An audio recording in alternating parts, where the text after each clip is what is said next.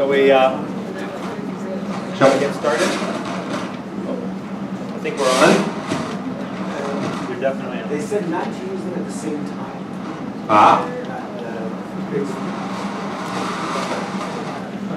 I'm on. All right. Great. We're going to have an interesting afternoon. We're going to have a couple of, I think, three, if I'm not mistaken, or four. I can't never count.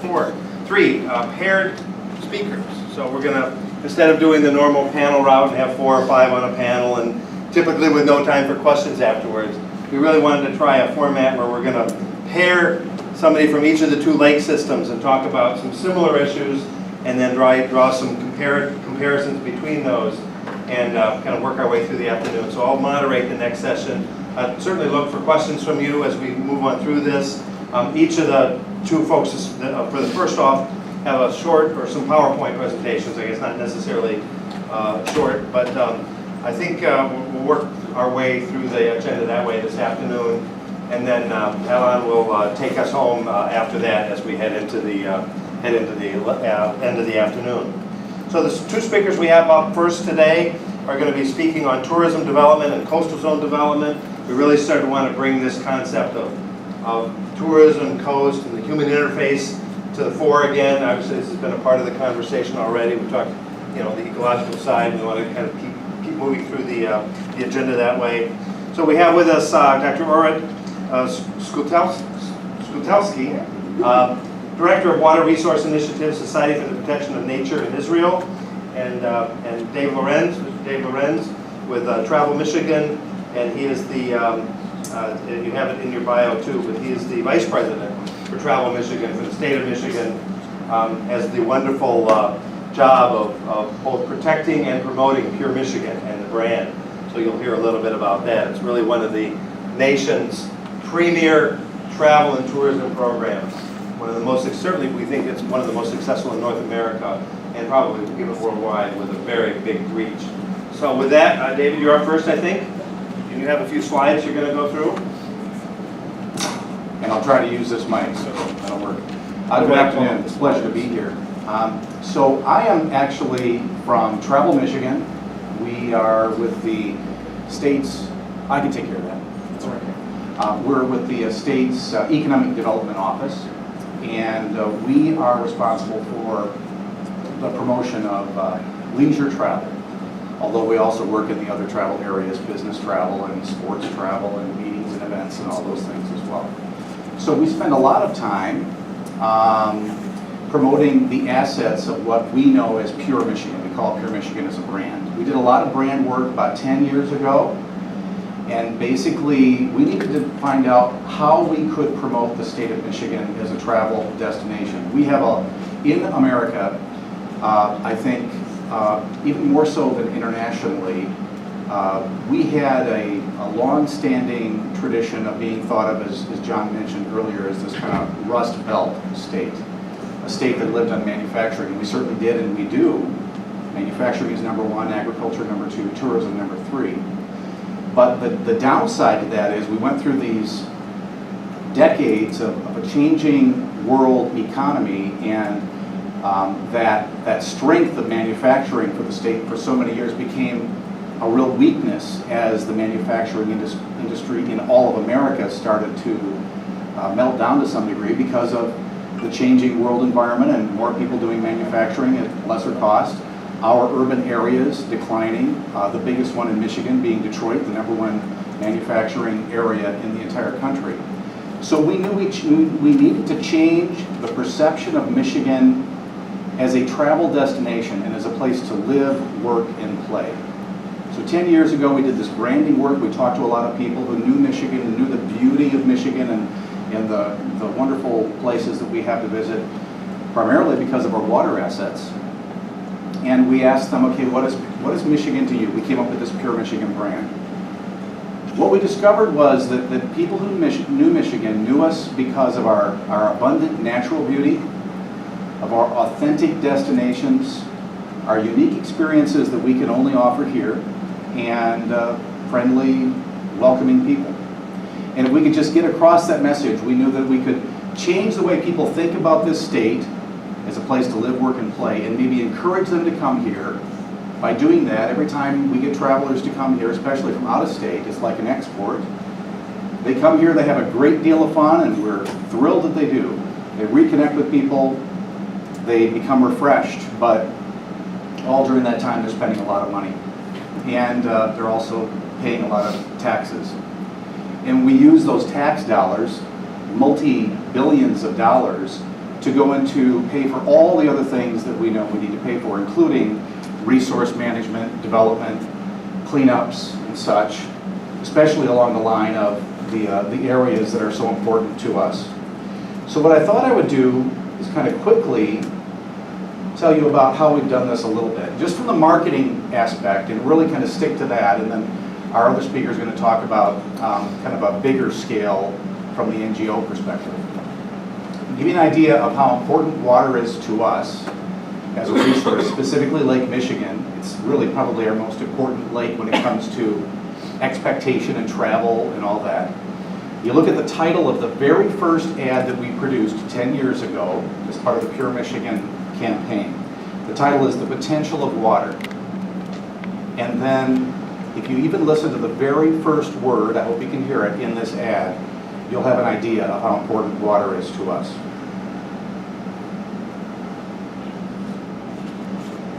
Water. We take our showers with it.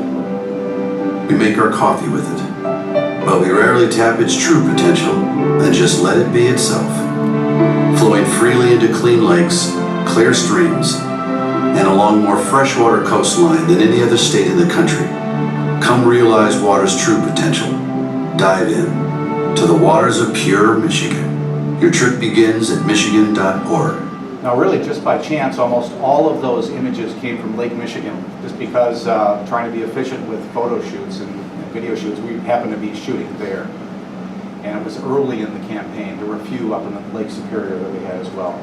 So Michigan.org is our #1 portal for information. We have the #1, the most visited state travel website in the country for 9 years in a row. And all of our marketing and advertising says at the end of it, your trip begins at Michigan.org. So we get millions of people who come to this website every year. And I'm going to show you just an example of how we promote water resources as a reason to come to Michigan. So for instance, this last summer we had what we call our Lake Effect promotion, where we encourage people to go to Michigan.org to find their perfect Michigan lake vacation. We actually had a thing here where it kept on going down, and you could actually dial in the type of lake experience you were looking for. Were you looking for something that offered wineries or craft beer locations nearby?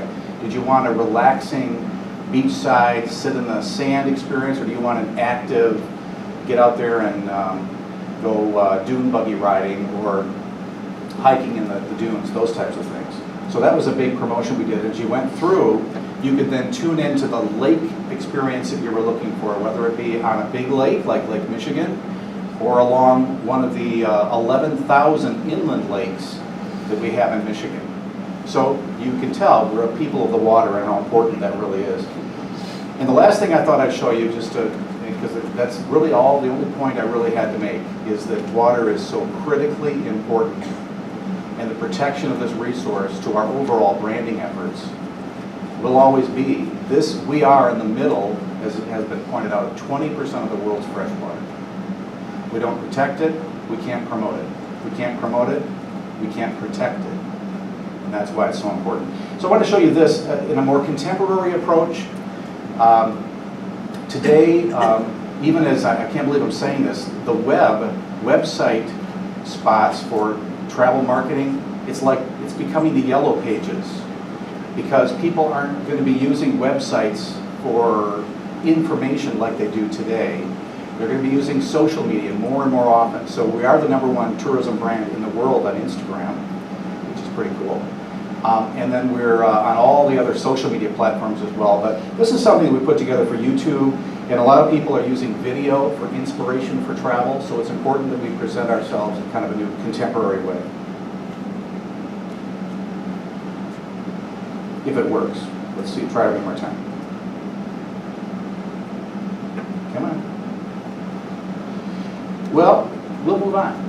just trust me, if you go to michigan.org, front of the page, it says something about lake effect. Search through there and then look for some of those videos on the Pure Michigan YouTube. I think you'll be impressed, and it'll really be obvious why that whole lake experience is so very important to us. And then I'm going to be around to answer any questions later on. Thank you.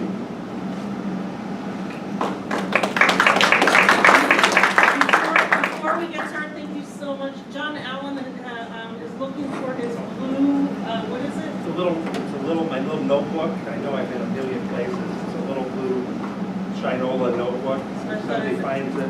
Anybody sees it? I'm sure it's here somewhere, but Here, them. I'm sure I set it down, but that's all right. Oh, there it is. I set it down when I was All up there right, talking. thank you. Sorry about you. that. Good afternoon. Thank you for inviting me. Hello? Can you hear? Is it on now? Is it on?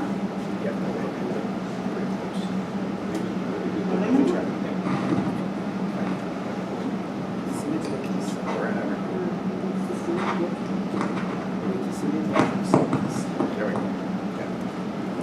Okay, that should.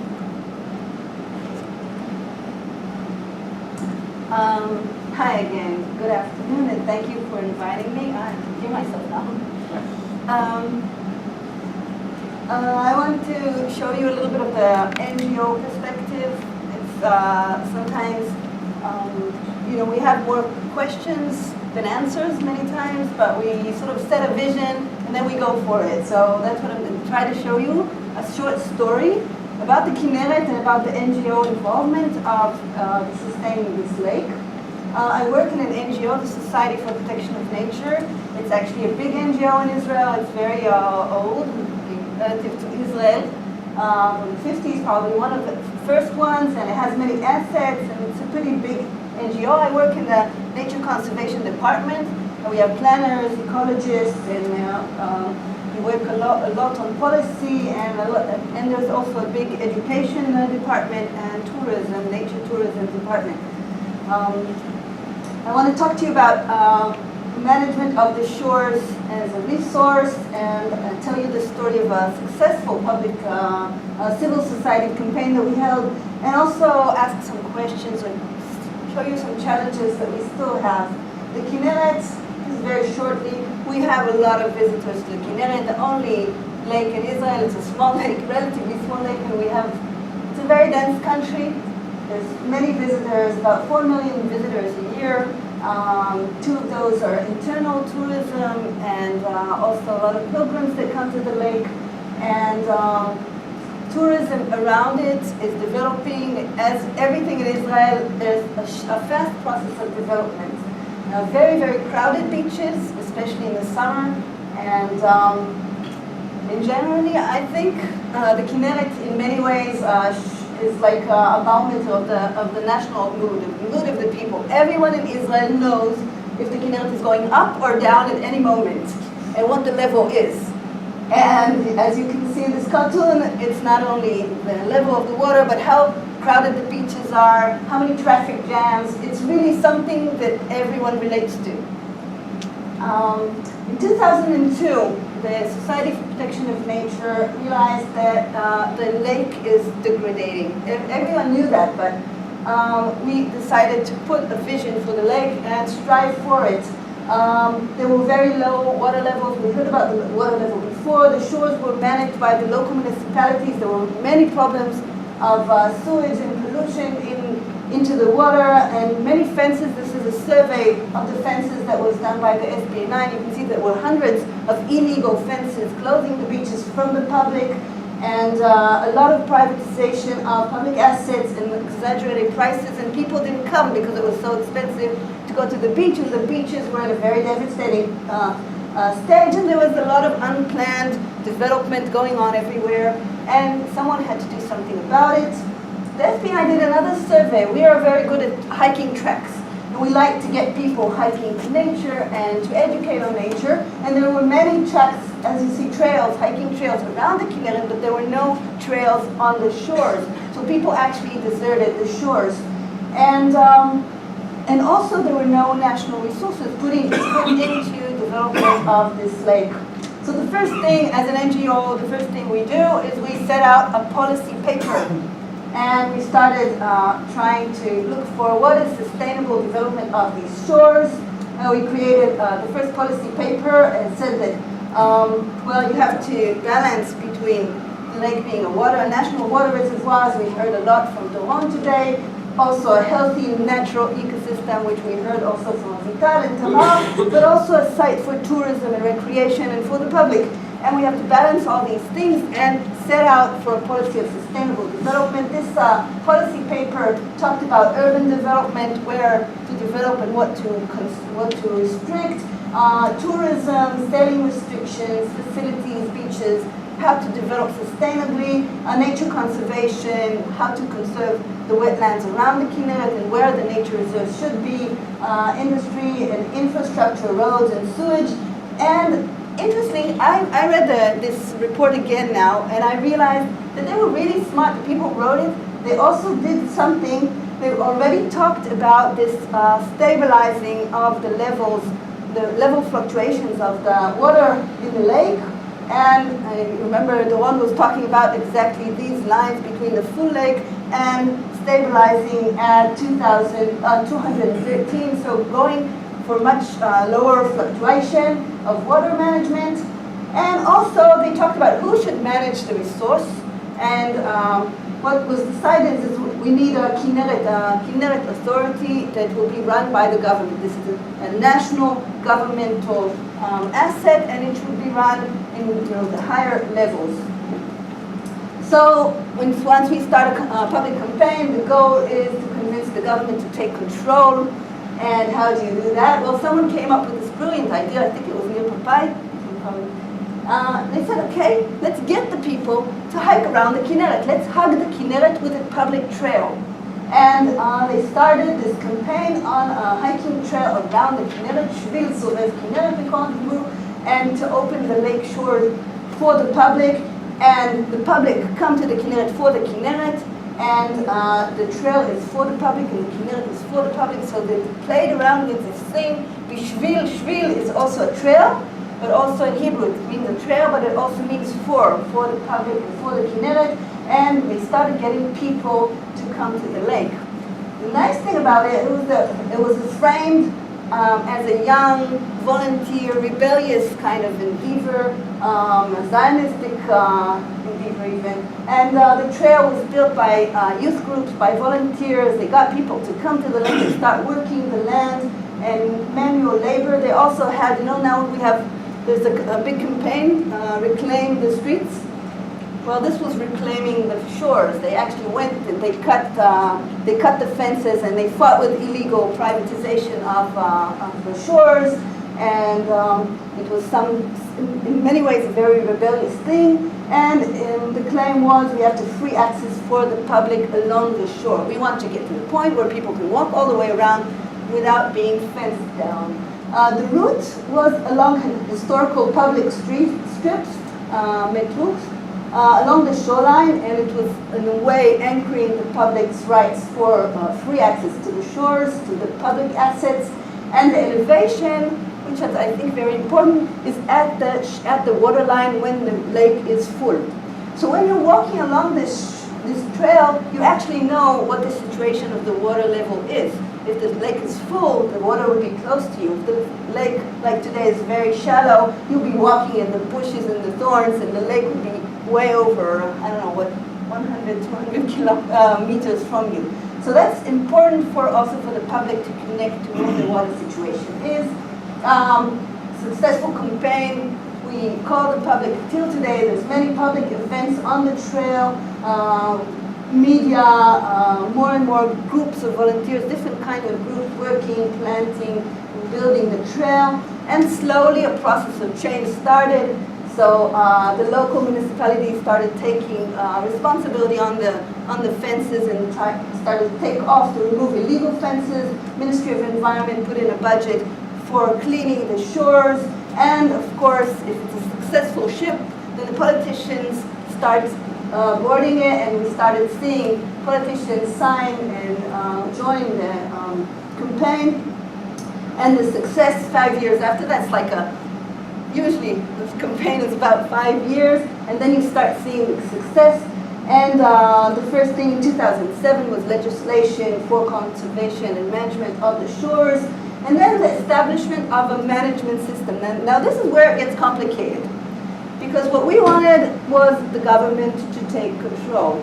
What actually came about was a Kinneret Association of the Municipalities as a management system for the shores. It's good in the sense that the local municipalities are very close to the shores with the development. They have their interests, and they're interested in conserving the shores, and they're doing a very good job actually at developing the beaches and tourism infrastructure and managing. But on the other side, it's not the government, and this is where the conflicts come in. There's an allocation of the national budget for development of the beaches, and a new master plan for the Kinneret. Principles of sustainable development come in, and also the master plan also anchors the public rights on the trail, on the shore, and the public rights for free access to the shore. And the trail is actually in the plan. You can see that the trail is integrated into the national development plan and also into local development plans. And there's parts that are hiking around where the nature reserves are. There's parts where there's a wider trail, and parts in the city where the trail takes like a promenade sort of way. The trail also created many good partnerships between government and local municipalities and NGOs and all the different partners that took part in creating this trail. Now I want to show a little bit where the conflicts are still there and are arising. And I think it's mainly between, the government interest, which we heard today. This is a major water reservoir, and the government has interest to keep it that way. And the interests of the local municipalities to develop more, to make more money maybe for development of tourism. And we as an NGO for nature conservation stand somewhere in the middle. Sometimes we are pulled this way, sometimes we're pulled this way, and we're trying still to look for the sustainable agenda. I want to show you two examples of these conflicts. One is the future of the Kinneret Trail. Okay, as long as it was a vision, an idea, it was great. Once it actually comes to opening the whole trail and actually getting there, there's growing opposition by local stakeholders to actually open the trail for the public in places that are regarded as private. And in Israel, by the way, the land is mostly governmental, so it should be easy. But it's not that easy. First of all, there are private lands where the churches are, and they don't want, the Israeli crowd mingling with the pilgrims who are trying to meditate, so they don't want the trail in front of the churches. Second thing is the villages that were actually historically built on the shores, and today when the trail is getting close to them and they say, well, my house is on the shore since the 50s, what are you talking about? I don't want someone promenading just in front of my house and on the shore. And although this is generally not it's a public land, it's very difficult to open the trail in that area, and the hotels as well. And the water authority also doesn't like people to just go in where they're pumping the water. There's security aspects. There's also, you're trying to manage a water pump, a national water pump, and you get the public sort of peeking at your back. That's something that they don't want. So one of the questions today is, will this trail actually manage to achieve this declared goal of free public access to shores? The second and last thing I want to show you is the story that Avital and Tamar were referring to in their lectures this morning. How does it look in the eyes of the public? Okay, this management of this water fluctuation belt and the vegetation that grows on it. A wide water fluctuation belt that changes, and as Avital showed, has a lot of vegetation growing on the zone. It creates a major obstacles for tourism management. People are worried about public security, snakes, mosquitoes. We hear all these things. Beach facilities are very far from the waterline, the shade, the facilities, it changes. People desert the beaches again, when it's very far.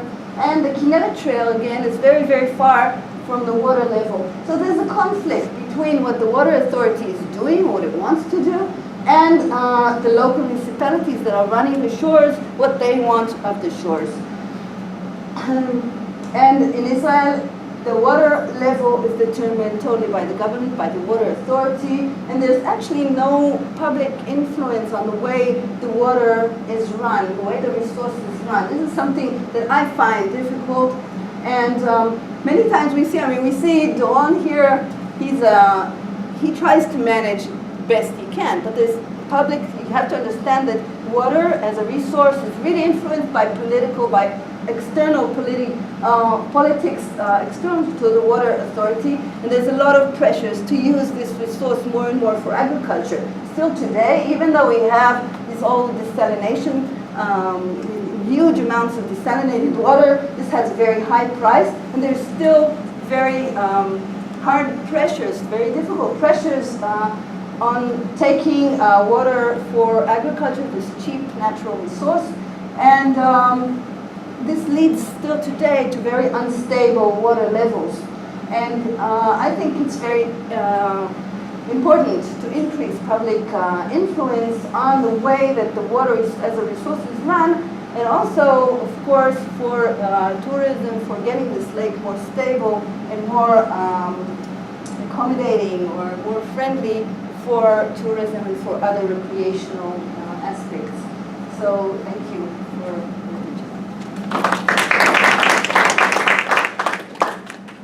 Thank you, David. I asked David, sorry for putting him up there, I asked him if he could see if he could get his video to work. I don't know if the answer is yes or no. Supposedly. Supposedly. So maybe we'll take just 1 or 2 more minutes and see if he can pop the video in for us, and then we'll get to questions and a little bit of discussion. There it is.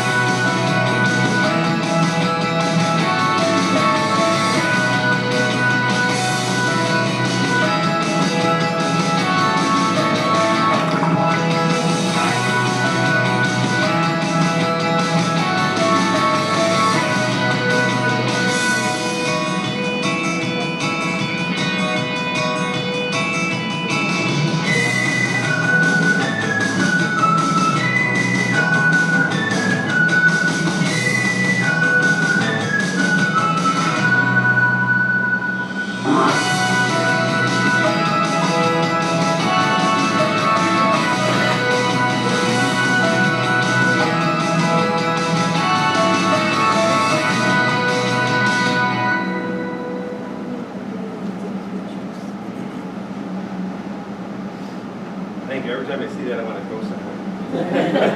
which is a good outcome, right? So this is where's the budget right now, Dave? I don't know if you mentioned this. You're at what, about $30 million, $35 million for Pure Michigan? $34 million next year. So just that single sort of iconic branding with other ads too. There's other ads. That single iconic branding capacity for Michigan, and if we had counted the number of slides that were water related, I think it's like all, right? So really important, whether it's urban or not urban, and others. So I guess I have a couple questions. I'm going to do this without a mic so we don't have to go back and forth, and I think you guys can hear me. I can hold out that long, and maybe they can share the mic back and forth for their answer because they're sitting down. So one of the questions I had, one for David, and then another question. How do you assess the value of these investments? Well, these are investments to draw people here. How do you assess the value of this strategy? Why does Michigan invest $35 million in selling? Yeah. So, you know, the whole marketing world lives on return on investment, just like a lot of other businesses would and at least should. So we employ third-party vendors to help us assess the success of the program. tourism industry is a $26 billion industry in Michigan, 24, something like that. And so, you know, how much do you say is because of the campaign? Well, if it was us, we'd say, well, $24 billion. But that's why we don't do our own research. But we use a third party who has a interesting way. They're probably best known in America, both in Canada and the US, for this type of research. And they quite literally do a lot of studies to determine, was the advertising seen by potential travelers? Did it have an effect on their travel decision planning, and did they come? And then we use other research and other sources to find out how much was spent per traveler, so we know what the overall overnight travel cost or expenditure. We know what the day tripper expenditure was. So they take a formula that's very commonly used here to determine what the ROI is. So for every dollar that we've invested in the Pure Michigan campaign this last year, we brought back $7.67 to the state treasury. And again, that truly is the reason why the state of Michigan invests in travel and tourism promotion. We want everybody just to have a good old time, but it's an economic development driver. We bring in billions of dollars. We invest jointly as a state, as citizens of the state, to try to encourage people to travel here, because we need that money to pay for roads and schools and police and resource protection. Let me ask one, then I'll come to the audience. So, how much of the lake now is accessible, percentage-wise? Are you halfway there, 3/4 of the way there, nearly all the way there? I know you talked about some places where the trail will be very difficult, and we find that in many of our places too. That some places the trail is just really hard. You can pumping stations and places. So, how much do you think the lake is sort of covered by the recreational trail right now? I don't remember the exact numbers, but in general, most of the trail has been built or is at least marked in the area. The problem is once we lose one battle, for example, if we lose to the water authority and we don't mark the trail because they're trying to press us to go around, once we lose one battle, that will be the starting of the collapse of the different places. So in terms of the churches, which is, I don't know if it's Vatican land or something, it's private, we're sort of leaving that to last. We're not touching that.